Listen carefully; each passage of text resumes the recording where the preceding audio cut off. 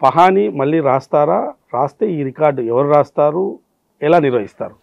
పహాని వస్తుంది, పహాని రాయరు. ఇది కూడా రెండు కొంచెం తేడాలు ఉన్నాయి. 2020 ధరణి చట్టం వచ్చేంత వరకు మనం గ్రామ స్థాయిలో దాదాపుగా 11 రికార్డులను నిర్వహించేవాళ్ళం. అందులో కీలకమైనది పహాని.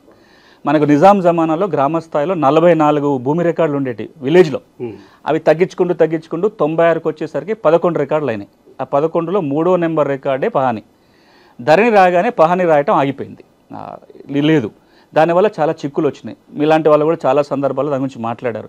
పహాని ఉంటే అనువాదార కాలం ఉండేది, దాంట్లో వాళ్ళకి అనువాదార కనీసం ఒక ఆధారం దొరికేది, ఎవరు భూమి దున్నుకుంటున్న వివరాలు ఉండేవి. ఎప్పుడైతే పహాని ఆపేశారో ఈ భూమి దున్నుకున్న తరాలబడి భూమి దున్నుకుంటూ కూడా పట్టాకాలం ఎక్కని వాళ్ళందరికీ ఇబ్బందులు వచ్చినాయి.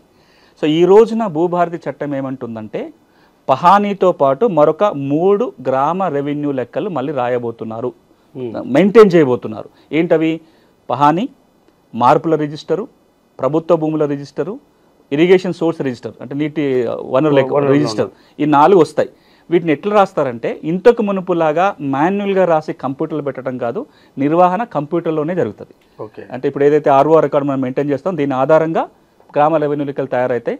అంటే ఇక్కడ గ్రామ లెక్కలు వస్తాయి, కానీ ఇంతకు మునుపున్న ఫ్రాడ్ జరిగే అవకాశం లేదు. ఒకప్పుడు మాన్యువల్ రికార్డు ఉండగానే రౌండ్ ఆఫ్ చేసి వేరే వాళ్ళ పేరు రాయటము, పేజీలు చింపెట్టము ఇట్లాంటివి కాకుండా రికార్డు ఉంటుంది, డిజిటల్ ఫామ్లో ఉంటుంది. కాబట్టి సేఫ్టీ ఉంటుంది, చేతి రాత పహాని మళ్ళీ రాదు.